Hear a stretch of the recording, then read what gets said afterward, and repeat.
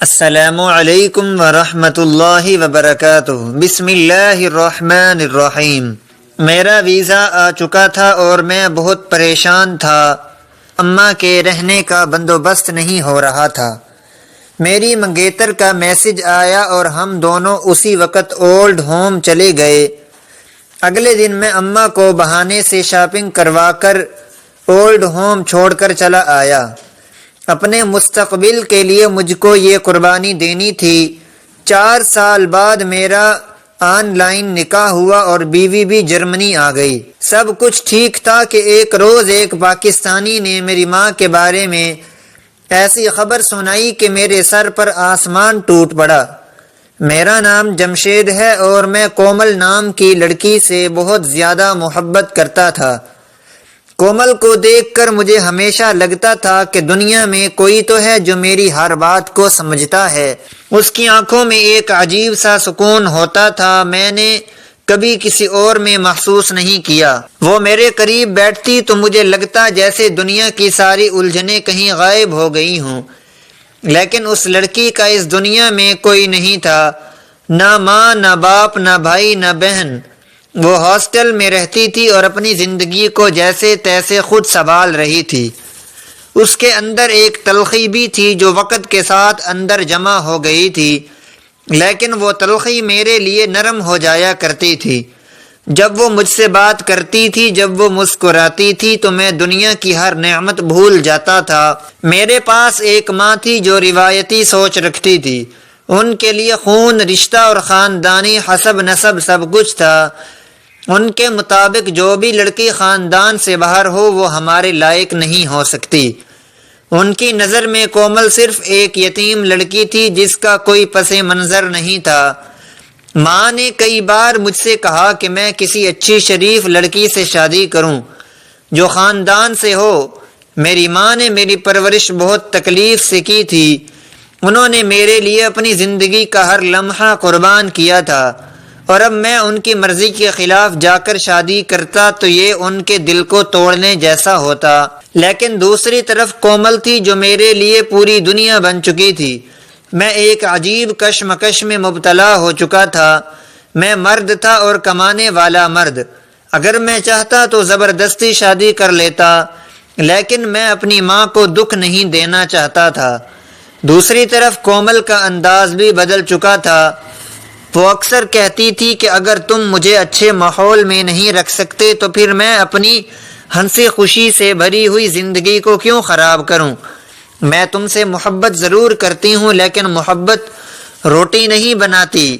اگر تم مجھے ایک اچھا مستقبل دینے کا وعدہ کرو تو میں تمہارے ساتھ زندگی گزارنے کے لیے تیار ہوں۔ میں نے باہر کے ملک میں ایک نوکری کے لیے اپلائی کیا ہوا تھا۔ وہ لوگ مجھے انٹرویو کے بعد منتخب کر چکے تھے اور ویزا بھی آنے والا تھا۔ اس نوکری میں تنخواہ بھی اچھی تھی، رہائش بھی کمپنی کی طرف سے تھی، اور آنے جانے کا سارا خرچ وہ لوگ خود اٹھا رہے تھے۔ یہ میرے لیے ایک بہت بڑا موقع تھا کیونکہ یہاں پر میں صرف پارٹ ٹائم جاب ہی کیا کرتا تھا اور کبھی کبھار تو پورا ہفتہ گزر جاتا اور میرے پاس جیب میں 100 کا نوٹ بھی نہیں ہوتا تھا۔ ایسے میں ایک دن مجھے خوشخبری ملی کہ مجھے وہ نوکری مل گئی ہے اور میرا ویزا بھی آ چکا ہے۔ میں نے خوشی خوشی اپنی ماں کو بتایا، لیکن ان کی آنکھوں میں وہ خوشی نہیں تھی جو میں دیکھنا چاہتا تھا۔ ان کو سب سے زیادہ فکر اس بات کی تھی کہ میں اگر باہر چلا گیا تو وہ کس کے ساتھ رہیں گی۔ انہوں نے مجھے اکیلے پالا تھا، میری پرورش کی، میرا ہر دکھ سکھ میں وہی شریک رہیں، اور اب جب میں ان کو تنہا چھوڑ کر کسی اور ملک جا رہا تھا تو یہ ان کے لیے ایک صدمے سے کم نہیں تھا۔ میں نے رشتہ داروں میں سے ایک کزن سے بات کی جو کراچی میں رہتا تھا۔ وہ بظاہر تو شریف لگتا تھا لیکن اس کی باتیں مجھے کبھی اچھی نہیں لگتی تھیں۔ میں نے اسے کہا کہ کیا ماں تمہارے پاس کچھ عرصے کے لیے رہ سکتی ہے جب تک میں سیٹل نہ ہو جاؤں؟ تو اس نے ہنستے ہوئے کہا کہ ہاں کیوں نہیں، لیکن تم مجھے ہر مہینے 50,000 روپے بھیج دینا تاکہ میں ان کا خیال رکھ سکوں۔ مجھے اس کی بات سن کر بہت غصہ آیا کیونکہ وہ میری ماں کو ایک بوجھ سمجھ رہا تھا، اور میں کبھی بھی اپنی ماں کو کسی پر بوجھ نہیں بنانا چاہتا تھا۔ مجھے اس کی آفر بالکل پسند نہیں آئی۔ اس وقت میرے دماغ میں صرف ایک ہی نام آیا، کومل۔ شاید وہی مجھے کوئی راستہ دکھا سکتی تھی۔ وہ میری زندگی کا وہ پہلو تھی جہاں سے مجھے امید کی روشنی ملتی تھی۔ میں نے اسے فون کیا اور ہم دونوں نے طے کیا کہ ہم ایک کیفے میں ملیں گے۔ میں نے اسے سب کچھ بتایا کہ مجھے نوکری مل گئی ہے، لیکن مسئلہ میری ماں کا ہے اور میں انہیں اکیلا چھوڑ کر نہیں جانا چاہتا۔ کومل نے خاموشی سے ساری بات سنی اور پھر ایک لمحے کو گہری سانس لی، جیسے وہ کوئی بہت اہم فیصلہ کرنے جا رہی ہو۔ اس نے میری آنکھوں میں دیکھا اور کہا کہ اس کے پاس ایک ترکیب ہے جو ہمارے سارے مسئلے کا حل ہو سکتی ہے۔ کومل نے میری بات سننے کے بعد تھوڑا سا سوچا اور پھر وہ کہنے لگی کہ جس ہاسٹل میں وہ رہتی ہے اسی سڑک پر کچھ فاصلے پر ایک عورتوں کا اولڈ ہاؤس بھی ہے جہاں پر بوڑھی عورتیں رہتی ہیں اور ان کی اچھی دیکھ بھال ہوتی ہے۔ اس نے کہا کہ تم اپنی ماں کو وہاں کیوں نہیں چھوڑ دیتے؟ جب میں نے یہ سنا تو میں نے فوراً انکار کر دیا۔ میرا دل دھک سے رہ گیا۔ میں نے کہا نہیں ایسا نہیں ہو سکتا، یہ تم کیا بات کر رہی ہو؟ میں نے کبھی ایسا سوچا بھی نہیں۔ میری ماں ہے، وہ ان کو اولڈ ہاؤس میں کیسے چھوڑ سکتا ہے؟ میری پرورش انہوں نے کی ہے، میرے لیے انہوں نے سب کچھ چھوڑ دیا تھا، وہ میری ہر تکلیف میں میرے ساتھ کھڑی رہیں۔ اب جب مجھے ایک اچھا موقع ملا ہے تو میں ان کو تنہا کسی اجنبی جگہ کیسے چھوڑ دوں؟ کومل میری طرف دیکھتی رہی اور پھر بہت نرمی سے بولی کہ اس میں پریشان ہونے کی کیا ضرورت ہے؟ تم تھوڑا سا کھلے دل سے سوچو۔ اولڈ ہاؤس میں کوئی ایسی جگہ نہیں ہے جہاں پر لوگ اپنی ماں کو چھوڑ کر جان چھڑا لیتے ہیں۔ کچھ لوگ واقعی مجبوری میں ایسا کرتے ہیں اور ان کی نیت بری نہیں ہوتی۔ وہاں پر تمہاری ماں جیسی عورتوں کے لیے ایک بہت اچھا ماحول ہوتا ہے۔ ان کو اپنی عمر کی عورتیں ملتی ہیں جن کے ساتھ وہ بیٹھ کر باتیں کر سکتی ہیں۔ اپنے جیسے لوگوں میں رہنے سے دل کو سکون ملتا ہے اور وہ خود کو اکیلا محسوس نہیں کرتی۔ وہ ایک دوسرے کے دکھ درد کی ساتھی بن جاتی ہیں۔ ان کے عبادت کرنے کی آزادی ہوتی ہے، ان کے پاس وقت ہی وقت ہوتا ہے۔ وہ چاہیں تو سارا دن نماز پڑھیں یا تلاوت کریں، کھانے پینے کی فکر نہیں کرنی پڑتی کیونکہ وہاں پر پکا پکایا کھانا ملتا ہے۔ ان کے کپڑے دھلے ہوتے ہیں، بستر صاف ہوتا ہے، دوا وقت پر دی جاتی ہے، واک کرنے کے لیے جگہ ہوتی ہے، دعا کرنے کے لیے جگہ ہوتی ہے، اور سب سے اہم بات یہ کہ وہاں کا سٹاف ان کے ساتھ اچھا سلوک کرتا ہے۔ میں خاموش ہو گیا۔ میں نے کبھی اس زاویے سے نہیں سوچا تھا۔ میرے ذہن میں صرف یہ تھا کہ اولڈ ہاؤس کا مطلب ہے اپنی ماں کو تنہا چھوڑ دینا، لیکن کومل نے مجھے ایک دوسرا رخ دکھا دیا تھا۔ وہ ایک سمجھدار لڑکی تھی، وہ جانتی تھی کہ کیسے کسی کے دل کو قابو میں لانا ہے۔ وہ جانتی تھی کہ میرے لیے ماں سب کچھ ہے۔ وہ اسی پہلو سے بات کر رہی تھی۔ اس نے کہا کہ کل ہم لوگ وہاں چلیں گے، ماحول دیکھیں گے، اگر اچھا لگا تو بات کریں گے اور ان سے پوچھیں گے کہ وہ مہینے کے کتنے پیسے لیتے ہیں۔ وہ یہ بھی کہنے لگی کہ تمہارا کزن تو تم سے مہینے کے 50,000 روپے مانگ رہا ہے، صرف ماں کو رکھنے کے لیے، اور وہ بھی یقین سے نہیں کہہ سکتا کہ وہ ان کا خیال رکھے گا، لیکن وہاں پر مہینے کے 50,000 نہیں لگیں گے اور تمہاری ماں کا خیال بھی اچھی طرح سے رکھا جائے گا۔ میرے دل میں ایک کشمکش پھر سے جاگ اٹھی۔ مجھے ایک طرف ماں کا چہرہ یاد آ رہا تھا جو ہمیشہ میرے ساتھ رہا، اور دوسری طرف کومل کی باتیں تھیں جو میرے دل کو سکون دے رہی تھیں۔ میرے دل میں یہ خیال بھی بار بار آ رہا تھا کہ اگر کومل مجھ سے شادی کرنے کے لیے راضی ہو جائے تو میں کم سے کم اپنے ساتھ رکھ سکتا ہوں اور اپنی ماں کو بھی تنہا نہ چھوڑنا پڑے۔ پھر بعد میں جب سب کچھ ٹھیک ہو جائے گا تو میں دونوں کو اپنے ساتھ باہر لے جاؤں گا۔ لیکن کومل کا کہنا تھا کہ جب تک میری پکی نوکری نہیں لگتی وہ مجھ سے نکاح نہیں کرے گی۔ وہ خود بھی ایک خوددار لڑکی تھی، ابھی سے اسے بھی اپنی سیفٹی کی فکر تھی، یا شاید وہ مجھ سے کچھ چالاکیاں بھی کر رہی تھی کیونکہ وہ یہ سب کچھ بہت سوچ سمجھ کے کر رہی تھی، لیکن میں اسے دل سے چاہتا تھا اور اسی کے ساتھ اپنی زندگی گزارنا چاہتا تھا۔ میں شاید محبت کے ساتھ ساتھ ایک ایسا سہارا بھی ڈھونڈ رہا تھا جو میرے ساتھ زندگی کے ہر موڑ پر کھڑا رہے۔ کومل میرے لیے وہ سہارا بن سکتی تھی۔ مجھے ایسی ہی لڑکی چاہیے تھی جو میرے ساتھ کندھے سے کندھا ملا کے چلے، جس کے آگے پیچھے کوئی نہ ہو، تاکہ وہ صرف میری ہو اور وہ بھی کماتی ہو، تاکہ ہم دونوں مل کے اپنا مستقبل بہتر بنا سکیں، میری ماں کا بھی خیال رکھ سکیں اور اپنی زندگی کو آگے لے جا سکیں۔ کومل کی باتیں سن کر میں آہستہ آہستہ اس کی سوچ کا قائل ہوتا جا رہا تھا اور اس کے کہنے پر میں نے سوچ لیا کہ اگلے دن ہم اس اولڈ ہاؤس کا وزٹ کریں گے اور پھر دیکھیں گے کہ کیا واقعی وہاں ماں کو رکھا جا سکتا ہے یا نہیں۔ اگلے دن میں اور کومل اس اولڈ ہاؤس کا وزٹ کرنے نکلے۔ سورج ہلکی روشنی کے ساتھ نکلا ہوا تھا، موسم بھی خوشگوار تھا۔ ہم ایک رکشے میں بیٹھ کر وہاں پہنچے۔ ہاسٹل سے وہ جگہ زیادہ دور نہیں تھی، بس 15-20 منٹ کی مسافت پر واقع تھی۔ جب ہم وہاں پہنچے تو باہر سے دیکھنے میں تو وہ کسی درمیانے درجے کے ہوٹل جیسا لگ رہا تھا۔ صاف ستھری بلڈنگ تھی۔ گیٹ پہ چوکیدار بیٹھا ہوا تھا جس نے ہم سے آنے کا مقصد پوچھا تو کومل نے کہا کہ وزٹ کرنا ہے۔ اجازت ملی تو ہم اندر چلے گئے۔ اندر داخل ہوتے ہی سامنے ایک صاف ستھرا سا کوریڈور تھا جہاں دیواروں پہ خوشنما تصویریں لگی ہوئی تھیں۔ ایک طرف بیٹھنے کا علاقہ تھا جس میں کچھ بوڑھی عورتیں بیٹھ کر تسبیح پڑھ رہی تھیں اور کچھ خاموشی سے دیوار کی طرف دیکھ رہی تھیں۔ اندر کا ماحول بہت پرسکون تھا۔ ایک کمرے میں 2 عورتیں رہ رہی تھیں۔ ہر کمرے میں ایک الماری، ایک پلنگ اور کھڑکی کے ساتھ ساتھ پردہ لگا ہوا تھا۔ فرش بالکل صاف ستھرا تھا، پنکھے چل رہے تھے اور ہوا کا گزر بھی مناسب تھا۔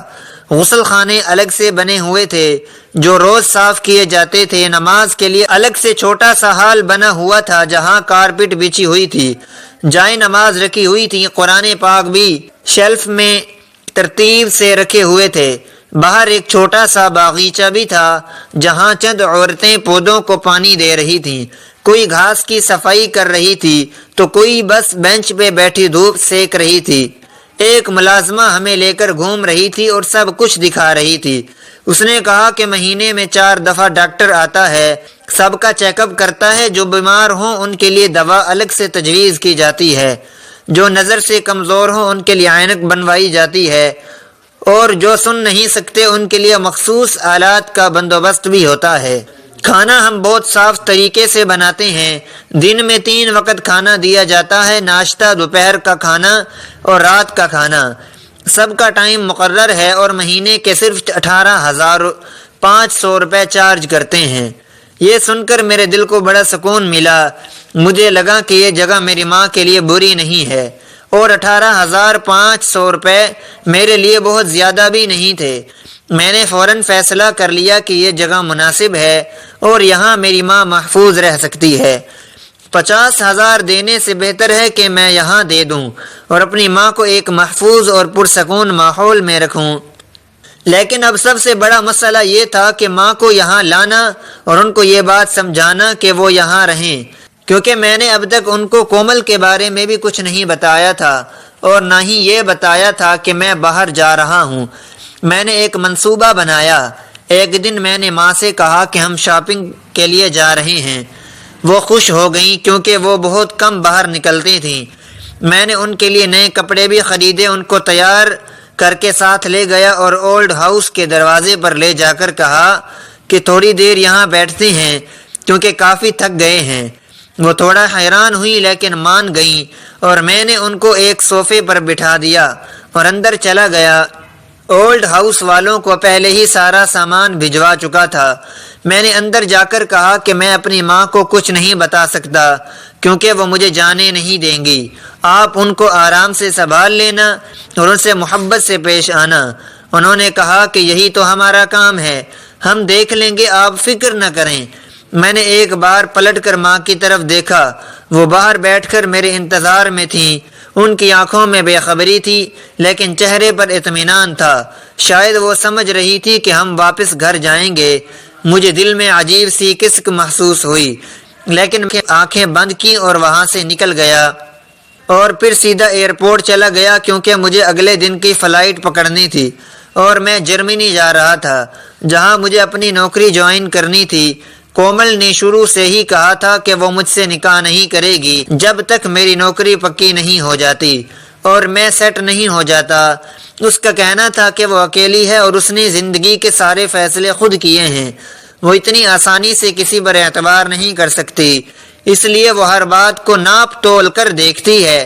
اس نے کہا کہ شادی ایک بڑا فیصلہ ہے اور وہ بغیر سوچے سمجھے کوئی قدم نہیں اٹھا سکتی۔ مجھے اس کی باتیں سمجھ آتی تھی، کیونکہ اگر ایک اکیلی لڑکی احتیاط نہ کرے گی تو پھر کون کرے گا؟ میں جرمنی پہنچا تو شروع میں حالات آسان نہیں تھے، وہاں کا موسم مختلف تھا، لوگ مختلف تھے، زبان مختلف تھی۔ میں نے شروع میں چھوٹے موٹے کام کیے، ایک ساتھ دو جگہوں پر کام کیا، کبھی ریسٹورینٹ میں پلیٹیں دھوتا، کبھی گودام میں سامان اٹھاتا۔ رفتہ رفتہ میں نے جرمن زبان بھی سیکھ لی اور اپنی محنت سے ایک کمپنی میں مستقل نوکری حاصل کر لی۔ پھر میں نے رہنے کے لیے ایک اچھی سی کالونی میں چھوٹا سا فلیٹ تلاش کیا جہاں کرایہ مناسب تھا۔ اس کے بعد میں نے اپنی انشورنس بھی کروا لی۔ کچھ عرصہ بعد ایک پرانی لیکن اچھی حالت میں گاڑی بھی لے لی، سیکنڈ ہینڈ تھی، لیکن میرے لیے ایک نعمت سے کم نہ تھی۔ 4 سال کی مسلسل محنت کے بعد جب میرے حالات بہتر ہو گئے تو میں نے کومل کو پیغام بھیجا کہ اب وہ میری شرطوں کے مطابق سب کچھ مکمل ہو چکا ہے، تو کیا وہ مجھ سے شادی کرے گی؟ کومل نے نکاح کے لیے حامی بھر لی۔ ہم نے آن لائن نکاح کر لیا۔ نکاح کے بعد وہ اپنے ساتھ سب کچھ تیار لے کر آئی، اس کا ویزا بھی پہلے سے تیار تھا۔ وہ جرمنی آ گئی اور جس دن وہ پہنچی اسی دن میں نے اس سے کہا کہ آج تم میری دلہن ہو، آج ہماری شادی کی پہلی رات ہے۔ وہ تیار ہو گئی اور ہم دونوں نے اپنے نکاح نامے کو رجسٹرڈ بھی کروا لیا، اور اب ہم دونوں قانونی طور پر میاں بیوی تھے۔ ان 4 سالوں میں نے ماں کو اس لیے فون نہیں کیا تھا کہ اگر فون کرتا تو وہ مجھے بلانے لگتی، ضد کرتی اور پھر میرے لیے سب کچھ چھوڑنا مشکل ہو جاتا۔ سچ کہوں تو میں اپنی زندگی میں اس قدر مصروف ہو گیا تھا کہ میرے پاس وقت بھی نہیں ہوتا تھا۔ 1-2 بار اولڈ ہاؤس فون کیا تھا، انہوں نے کہا کہ سب کچھ ٹھیک ہے۔ کومل بھی کہتی تھی کہ وہ کبھی کبھی چکر لگا لیتی ہے، دیکھ لیتی ہے کہ سب کچھ ٹھیک ہے، ماں سے ملتی نہیں لیکن دور سے دیکھ لیتی ہے۔ جب میری بیوی سے میرے ساتھ آ گئی جرمنی جیسی جگہ میں اور پیسوں کا کوئی مسئلہ نہیں رہا تو ہم دونوں جیسے ایک دوسرے میں کھو گئے ہوں۔ ہر دن سیر سپاٹے کرتے رہتے، ہر رات باہر کھانے کا پروگرام بناتے، جیسے ہمارا ہنی مون ختم ہونے کا نام نہیں لے رہا تھا۔ کومل نے اپنی زندگی بھر کی کمائی سونے کی صورت میں اپنے ساتھ لائی تھی، جس کی یہاں الگ ہی قیمت تھی۔ ہم نے وہ سونا بینک میں رکھوایا اور اس کے بدلے ایک محفوظ بیک اپ پلان بنایا۔ ہمارا حال اچھا تھا اور وہ مستقبل کے لیے بھی ہم پوری طرح تیار تھے۔ خوش تو ہم لوگ بہت تھے، ہمارا گھر بس گیا تھا، نکاح ہو گیا تھا، بیوی میرے پاس تھی اور ہم دونوں نے ایک چھوٹا سا لیکن خوبصورت سا گھر سجا لیا تھا۔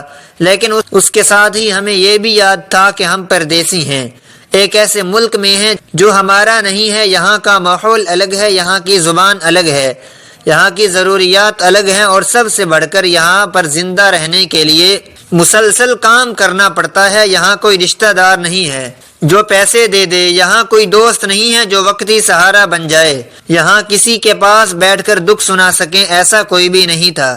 پہلے میں اکیلا رہتا تھا تو گزارا ہو جاتا تھا، کبھی کچھ کھا لیتا تھا، کبھی نہیں کھاتا تھا، فریج میں رکھا ہوا پرانا سلاد کھا لیا، کبھی صرف بریڈ سے گزارا کر لیا، چائے پی اور سونے چلا گیا۔ لیکن جب کومل میرے پاس آئی تو سب کچھ بدل گیا۔ اس نے سب سے پہلے آ کر میرے چھوٹے سے فلیٹ میں کچن کا معائنہ کیا اور کہا کہ یہ کون سا کچن ہے، یہاں تو کچھ بھی نہیں ہے، مجھے یہ بھی چاہیے وہ بھی چاہیے۔ اسے ہر مصالحہ، ہر سبزی، ہر گوشت، ہر پیکنگ والا سامان، ہر ضرورت کی چیز چاہیے تھی، اور وہ سب کچھ صرف پیسوں سے آتا تھا۔ میں نے شروع میں بہت کوشش کی کہ اس کی ہر خواہش پوری کروں، کیونکہ وہ میری بیوی تھی اور میں اسے خوش دیکھنا چاہتا تھا۔ لیکن جرمنی میں کوئی سستا شہر نہیں تھا، یہاں کا کرایہ الگ تھا، بجلی، پانی، گیس کے بل الگ تھے، کھانے پینے کا خرچہ اپنی جگہ تھا، پیٹرول، انشورنس، دوائیاں اور دوسری چھوٹی چھوٹی چیزیں، سب کچھ ملا کر مہینے کے آخر میں حساب لگاتا تو پتہ ہی نہیں چلتا کہ پیسے کہاں گئے۔ شروع میں سب ٹھیک تھا کیونکہ میں نے کچھ پیسے جمع کر رکھے تھے، لیکن جیسے جیسے دن گزرتے گئے خرچے بڑھنے لگے اور پیسے کم پڑنے لگے۔ کومل کی پہلے کوئی نوکری نہیں تھی، وہ گھر میں ہی رہتی تھی۔ پھر کافی کوشش کے بعد اسے ایک چھوٹی سی نوکری مل گئی، لیکن تنخواہ بہت کم تھی۔ جب میں نے اسے بتایا یہ تو بہت تھوڑی ہے تو اس نے کہا کہ کچھ نہ ہونے سے کچھ ہونا بہتر ہے، اور وہ بھی نوکری پر جانے لگی۔ اب ہم دونوں کام کرتے، دن بھر کی تھکن کے بعد گھر واپس آتے، کھانا کھاتے اور بس سوتے رہتے۔ زندگی ایک مشینی چکر میں پھنس گئی تھی، جیسے ہر دن ایک جیسا ہو گیا ہو۔ ہر صبح الارم کی آواز پر اٹھنا، ہر دوپہر کام کی تھکن میں گزرنا، ہر شام میٹرو میں ایک دوسرے سے الگ الگ آنا، اور پھر رات کو چپ چاپ کھانا کھا کر سونا۔ شروع میں تو ہم دونوں بہت خوش تھے، لیکن پھر ہمارے درمیان جھگڑے بھی ہونے لگے۔ کومل اکثر کہتی تھی کہ تم مجھے یہاں کیوں لے کر آئے ہو؟ اگر اتنی محنت ہی کرنی تھی تو پاکستان میں ہی کر لیتے، کم سے کم وہاں اپنے لوگ تو تھے۔ میں اسے سمجھاتا تھا کہ پاکستان میں اگر ہم پر مشکل آتی تو ہم کسی سے ادھار بھی مانگ سکتے تھے، یہاں کون دے گا؟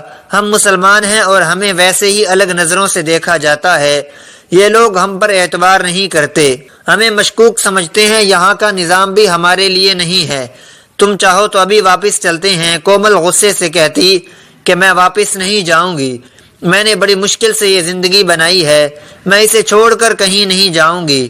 کبھی کبھی بات اس حد تک بڑھ جاتی کہ ہم دونوں خاموش ہو جاتے، ایک دوسرے سے بات نہیں کرتے۔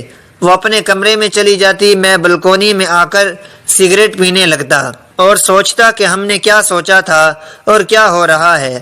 میں چاہتا تھا کہ ہمارے بچے ہوں، ہمارا اپنا ایک خاندان ہو، لیکن جرمنی میں بچہ پیدا کرنا کوئی آسان بات نہیں تھی۔ ہسپتال کی فیسیں الگ تھیں، ڈلیوری کے اخراجات الگ تھے، اور اس کے بعد بچے کی پرورش، تعلیم، دوا، علاج، ہر چیز بہت مہنگی تھی۔ ہم دونوں کو بچوں سے بہت پیار تھا، لیکن ہم میں سے کوئی بھی ہمت نہیں کر پا رہا تھا کہ یہ قدم اٹھا سکے۔ ایک دن ایسا بھی آیا کہ میری گاڑی چوری ہو گئی، جو میں نے بڑی مشکل سے لی تھی، وہی گاڑی جو میرے لیے ایک سہارا تھی، وہی گاڑی جو ہمیں کام پر لے جاتی تھی، وہی گاڑی جو ہمیں واپس لاتی تھی، وہ ایک رات فلیٹ کے نیچے سے غائب ہو گئی۔ میں نے فوراً پولیس کو رپورٹ کی، لیکن کئی دن گزر گئے، کوئی پتہ نہ چلا۔ اب ہمیں میٹرو کے دھکے کھانے پڑے، صبح صبح لائن میں لگنا، رش میں گھسنا، اور پھر وقت پر پہنچنے کے لیے دوڑ لگانا بہت مشکل ہو گیا تھا۔ اسی دوران میری نوکری بھی چلی گئی، وہی نوکری جس کے سہارے میں گھر چلا رہا تھا، جس کی وجہ سے ہم ابھی تک سروائیو کر رہے تھے، وہی نوکری ایک دن کمپنی کی طرف سے ختم ہو گئی۔ کچھ لوگوں کو نکالا گیا اور ان میں میں بھی شامل تھا۔ اب میں بھی جرمنی کا ایک عام مزدور بن گیا تھا، کبھی کوئی نوکری ملتی، کبھی ختم ہو جاتی، کبھی کوئی کام شروع کرتا پھر بند ہو جاتا۔ زندگی ایک بار پھر غیر یقینی ہو گئی تھی۔ ان سب حالات میں ایک دن مجھے اپنی ماں کی یاد آئی، وہی ماں جسے میں اولڈ ہاؤس میں چھوڑ آیا تھا، وہ ماں جو میری آنکھوں کا نور تھی، جس نے مجھے اکیلا پالا تھا، مجھے پالنے میں کوئی کمی نہیں چھوڑی تھی۔ میں ان کو 18,500 روپے سے زیادہ کبھی کچھ نہیں دیا، وہ بھی باقاعدگی سے بھیجنا بھول جاتا تھا۔ شاید اسی لیے میری کمائی بند ہو گئی تھی، شاید اسی لیے میرا نصیب ساتھ چھوڑ گیا تھا، کیونکہ میں نے اپنی ماں کو بھلا دیا تھا، ان کی دعاؤں سے محروم ہو گیا تھا۔ میں نے سوچا کہ اب بہت وقت گزر چکا ہے، شاید میں اب بہت دیر کر چکا ہوں، لیکن ماں کو یاد کرنا ہی پہلا قدم تھا۔ شاید وہ دعا اب بھی میرے لیے کسی کونے میں رکی ہوئی تھی، شاید وہ میری ایک فون کال کی منتظر ہو، اور شاید اس کے دل میں میرے لیے کوئی نرم گوشہ اب بھی باقی ہو۔ میں نے سوچا کہ اب میں واپس پلٹوں گا، اس بار کام کے لیے نہیں، اس بار اپنی ماں کو لینے کے لیے، اس بار اس کا ہاتھ تھام کر دوبارہ اس کا بیٹا بننے کے لیے پلٹوں گا۔ ایک دن میں نے اولڈ ہاؤس والوں کو کال کی اور کہا کہ میری ماں سے میری بات کروا دیں، کیونکہ مجھے ان کی بہت یاد آ رہی ہے۔ میرا دل گھبرا رہا تھا، ایسا لگ رہا تھا کہ جیسے کچھ برا ہونے والا ہے یا ہو چکا ہے۔ دوسری طرف سے ایک عورت نے فون اٹھایا اور کہا کہ لائن خراب ہے، آپ کی بات نہیں ہو سکتی۔ میں نے کہا کہ کوئی مسئلہ نہیں، آپ فون ٹھیک کریں اور مجھے تھوڑی دیر بعد کال کریں، میں اپنی ماں سے بات کرنا چاہتا ہوں۔ لیکن انہوں نے کہا کہ یہ لائن کئی دنوں سے خراب ہے اور اندر لائن نہیں جاتی، اس لیے آپ کی بات نہیں ہو سکے گی۔ میں نے کہا کہ اگر اندر لائن نہیں جاتی تو آپ انہیں باہر بلا دیں، لیکن وہ کہنے لگے کہ وہ اس وقت آرام کر رہی ہیں اور ہم انہیں ڈسٹرب نہیں کر سکتے۔ مجھے اس بات پر شک ہوا، کیونکہ جب بھی کال کرتا تو وہ یہی کہتی کہ یا تو وہ سو رہی ہیں، یا وہ نماز پڑھ رہی ہیں، یا ان کی طبیعت ٹھیک نہیں ہے، یا فون خراب ہے۔ میں نے 2-3 بار ان سے کہا کہ میری بات کروائیں، مجھے بہت ضروری بات کرنی ہے، لیکن وہ ہر بار کوئی نہ کوئی بہانہ کر دیتے تھے۔ میں نے کئی دن انتظار کیا لیکن دل کو چین نہ آیا۔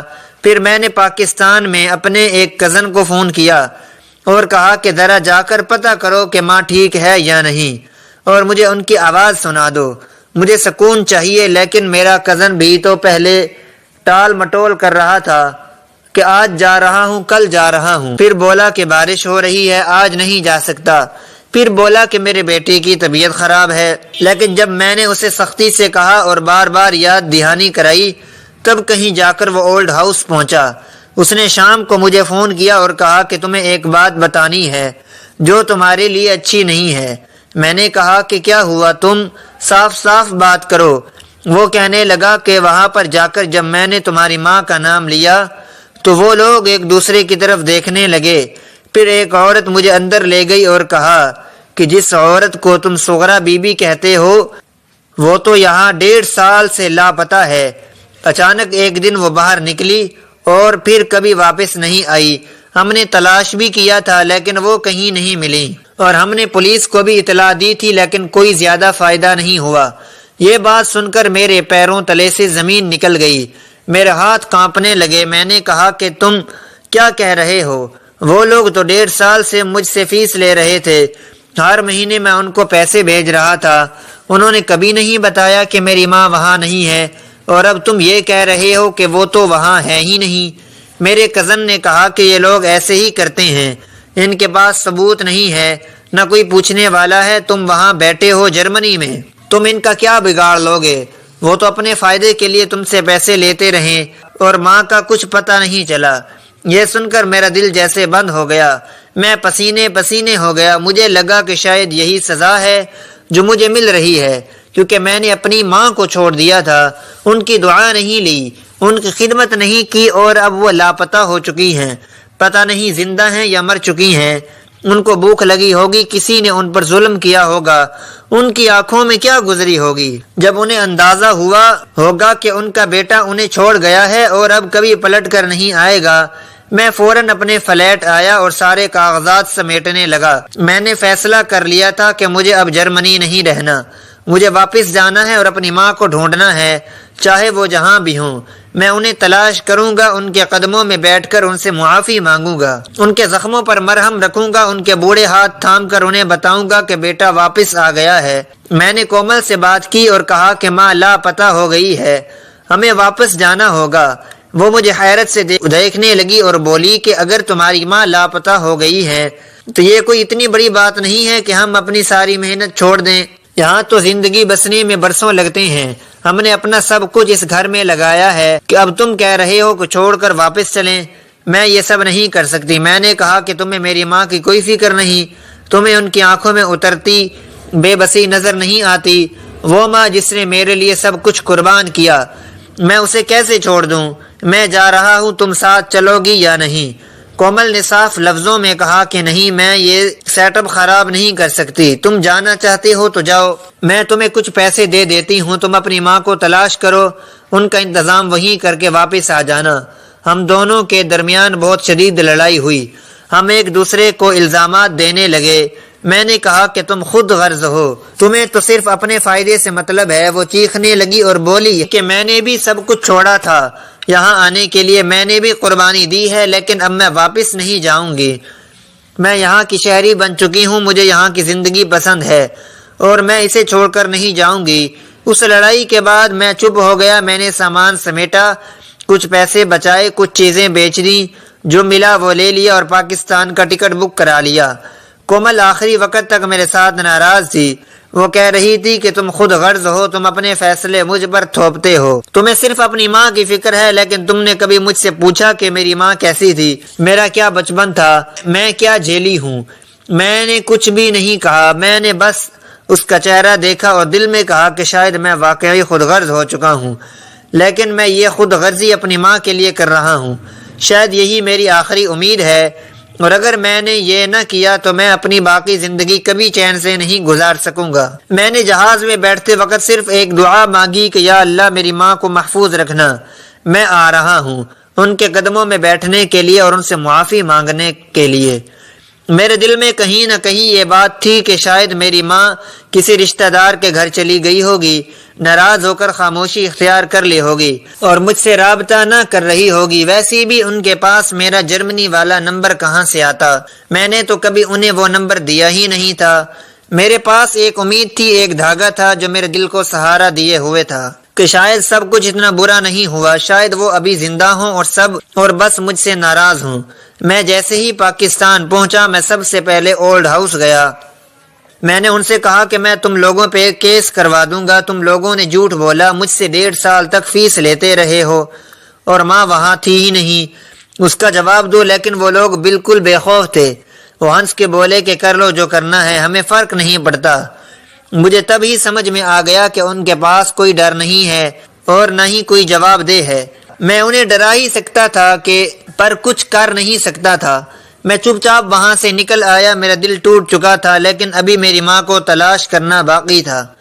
میں نے پاکستان کے تمام قریبی رشتہ داروں کو فون کرنے شروع کیے، کچھ کے گھر خود بھی گیا، کچھ سے فون پہ بات ہوئی، سب نے یہی کہا کہ ماں ان کے پاس نہیں آئیں۔ کچھ کو میں نے تصویر بھی بھیجی، کچھ نے تصویر دیکھ کر افسوس کیا، لیکن کوئی ماں کے بارے میں کچھ نہ بتا سکا۔ ہماری فیملی ویسے بھی چھوٹی ہی تھی، میرے والد کے بس ایک ہی بھائی تھے جو کافی عرصہ پہلے فوت ہو چکے تھے۔ میری ماں کی بھی صرف ایک بہن تھی، وہ بھی اب دنیا میں نہیں تھی۔ باقی جو دور کے رشتہ دار سے ان سے رابطہ بھی کیا، لیکن سب نے یہی کہا کہ انہوں نے صغرا بی بی کو برسوں سے نہیں دیکھا۔ جب رشتہ داروں سے کچھ نہ بن پایا تو میں نے پولیس میں رپورٹ درج کروائی۔ ماں کی ایک پرانی تصویر بھی ساتھ لے گیا۔ وہ تصویر جب میں نے پولیس والے کے سامنے رکھی تو اس نے تصویر کو غور سے دیکھا اور بولا کہ ہم کوشش کریں گے، لیکن تب تک آپ سرد خانوں میں بھی پتہ کریں، ہو سکتا ہے کہ کوئی اطلاع وہاں سے ملے۔ سرد خانہ یہ لفظ میرے لیے کبھی اتنا خوفناک نہ تھا جتنا اس دن لگا۔ مجھے لگا جیسے میرے جسم سے خون کھنچ گیا ہو۔ کیا میری ماں واقعی مر چکی تھی؟ کیا میں زندہ ہوتے ہوئے بھی ان کی موت کا ذمہ دار تھا؟ کیا میں نے ان کے ساتھ وہی کیا جو کوئی بے رحم بیٹا کرتا ہے؟ کیا میں ایک ظالم بن چکا ہوں؟ کیا میں اب بھی زندہ رہنے کا حق رکھتا ہوں؟ میں ہچکچاتا ہوا ایک ایک کر کے سرد خانوں کے پتے لیتا رہا اور ان کے چکر لگاتا رہا۔ ہر بار دل میں ایک خوف ہوتا اور ساتھ ہی ایک امید بھی ہوتی، شاید مجھے وہاں کچھ نہ ملے، کیونکہ کچھ نہ ملنا بھی بہتر تھا اس خبر سے کہ وہ مر چکی ہیں۔ پھر ایک دن میں ایک سرد خانے پہنچا، وہ شہر کے ایک کونے میں واقع تھا، کافی پرانا اور سنسان سا لگتا تھا۔ وہاں ایک بابا جی بیٹھے تھے، عمر رسیدہ تھے، چہرے پہ جھریاں اور آنکھوں میں ایک عجیب سی تھکن تھی۔ میں نے ان کے سامنے ماں کی تصویر رکھی، وہ تصویر جو میں سب کو دکھا رہا تھا، وہ تصویر جس میں میری ماں مسکرا رہی تھی اور جس مسکراہٹ کے پیچھے آج افسوس چھپا ہوا تھا۔ بابا جی نے تصویریں دیکھی اور ان کی آنکھیں چند لمحے تصویر پر جمی رہیں، سر ہلایا اور بولے کہ ہاں یہ عورت آئی تھی یہاں۔ میں چونک گیا، میرے ہاتھ سے تصویر گرنے لگی۔ میں نے جلدی سے سنبھالی اور کہا کہاں ہے وہ عورت؟ کہاں ہے میری ماں؟ کہاں ہے؟ بابا جی نے تو میری طرف دیکھا اور آہستہ سے بولے کہ بیٹا، ہمارے سرد خانے کا ایک اصول ہے کہ اگر کوئی لاش 6 مہینے تک کوئی لینے نہ آئے تو ہم اسے خود ہی دفن کر دیتے ہیں۔ یہ سن کر جیسے میرے جسم کی ہڈیوں سے جان نکل گئی، میرے حلق میں کانٹے اٹک گئے، میرے اندر جیسے ایک طوفان اٹھا اور میں ٹوٹنے لگا۔ میں نے پوچھا آپ کو معلوم ہے کہ وہ کہاں دفن ہے؟ بابا جی نے ایک رجسٹر کھولا اور صفحے پلٹنے لگے، پھر انہوں نے انگلی سے ایک نمبر کی طرف اشارہ کیا اور کہا کہ ہم نے ان کی لاش کو لاوارث سمجھ کر دفن کر دیا تھا۔ قبرستان میں لاوارثوں کا ایک علاقہ ہے، وہاں قبر نمبر 367 ہے، وہاں ان کو دفن کیا گیا ہے۔ میں نے ان سے پوچھا کہ آپ کو کچھ معلوم ہے کہ وہ کس حالت میں یہاں آئی تھیں؟ بابا جی نے تھوڑا جھجک کر کہا کہ بہت بری حالت میں تھیں، بالکل ہڈیوں کا ڈھانچہ تھیں۔ کیا ہوا تھا ہمیں معلوم نہیں، لیکن ان کی لاش ہمیں کوڑے کے ڈھیر سے ملی تھی۔ کوئی اطلاع دینے والا نہیں تھا اور نہ ہی کوئی شناختی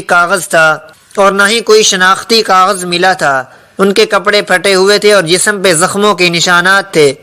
میری آنکھیں بھر آئیں، میں وہاں کھڑا نہ رہ سکا، میرے قدموں میں جیسے بوجھ بڑھ گیا ہو۔ میں دیوار کا سہارا لے کر کھڑا ہوا، دل چاہا زمین پھٹے اور میں اس میں سما جاؤں، کیونکہ اس سے زیادہ شرمندگی کا لمحہ شاید کوئی نہیں ہو سکتا۔ میری ماں کوڑے کے ڈھیر پر ملی، میری ماں جو میری سب کچھ تھی، میری ماں جو میری جنت تھی، میری ماں جس نے مجھے اپنی آغوش میں پروان چڑھایا۔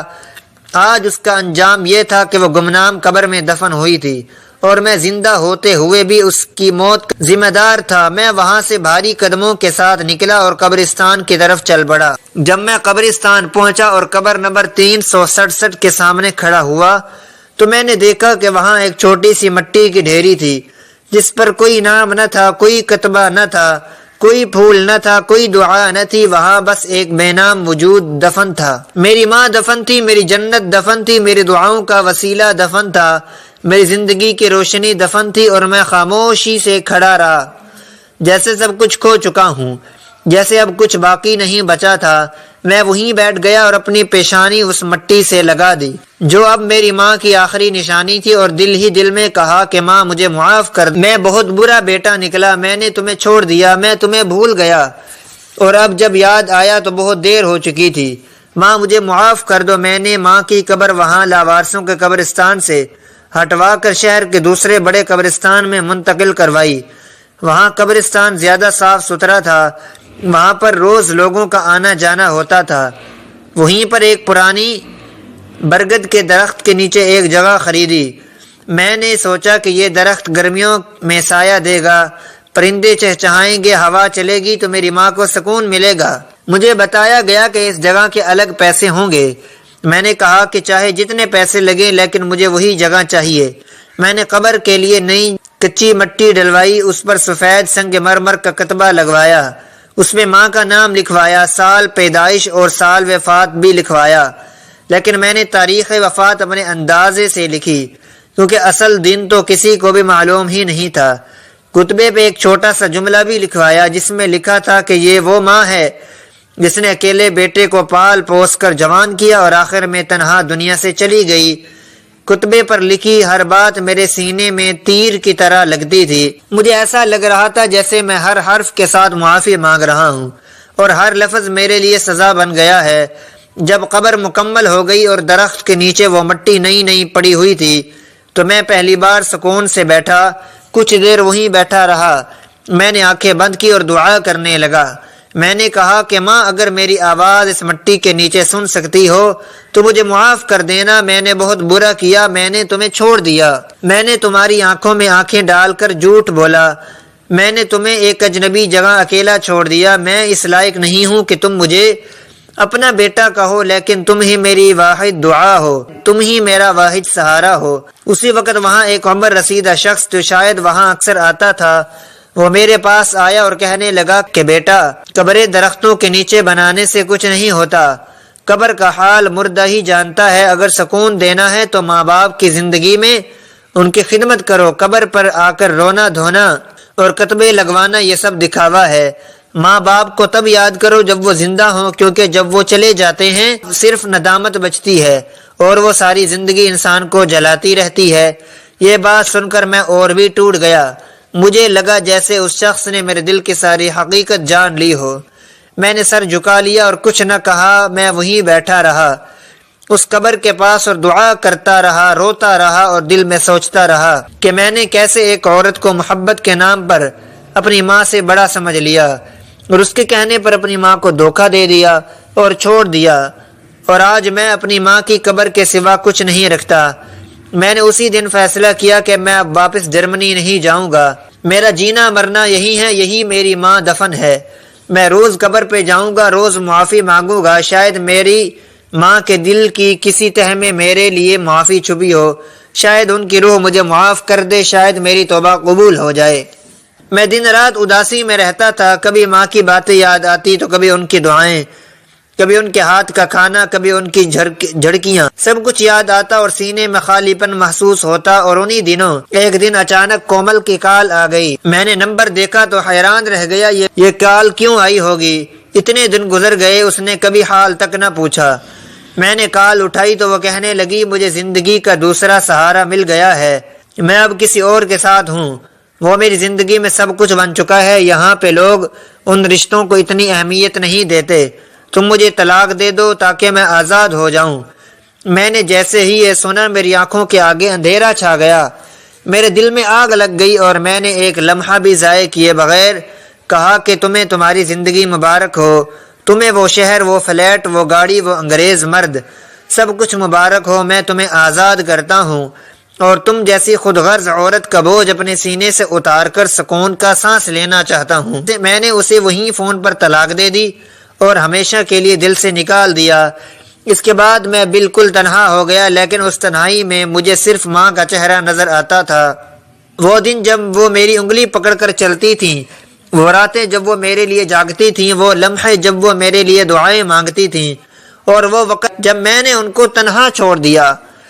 ہر دن ایک سزا بن چکا تھا، میری زندگی ایک پچھتاوا بن چکی تھی۔ میں روز جیتا تھا اور روز مرتا تھا، میں روز قبر پہ جاتا، روز معافی مانگتا، لیکن میرے دل کا بوجھ ہلکا نہیں ہوتا تھا، کیونکہ ماں کی بد دعا جیسے میرے تعاقب میں چلتی تھی۔ ہر دن ہر رات مجھے یہی لگتا تھا کہ میری کمائی اس لیے رکی، میری خوشیاں اسی لیے چھینی، میری بیوی اسی لیے بے وفا نکلی کیونکہ میں نے ماں کی بد دعائیں لی تھیں۔ میں اب بھی اسی شہر میں رہتا ہوں، اسی گھر میں جہاں ماں کی یادیں ہر کونے میں بکھری ہوئی ہیں، اور وہ قبر جہاں میں روز جا کر بیٹھتا ہوں۔ میری زندگی اب صرف توبہ ہے، ندامت ہے، اور ایک ایسی معافی کی طلب ہے جو شاید مجھے کبھی نہ ملے۔ میری زندگی اب اس گمنام قبر کے آس پاس ہی رک گئی ہے، اور مجھے لگتا ہے کہ شاید میری آخری سانس بھی وہی نکلے گی، میری ماں کے قدموں میں، میری ماں کے درخت تلے، میری ماں کے کتبے کے سائے میں۔ ہماری آج کی یہ کہانی آپ کو کیسی لگی؟ کمنٹ باکس میں اپنی رائے کا اظہار ضرور کریں، اور ہمارے چینل کو سبسکرائب کریں۔ شکریہ، اللہ حافظ۔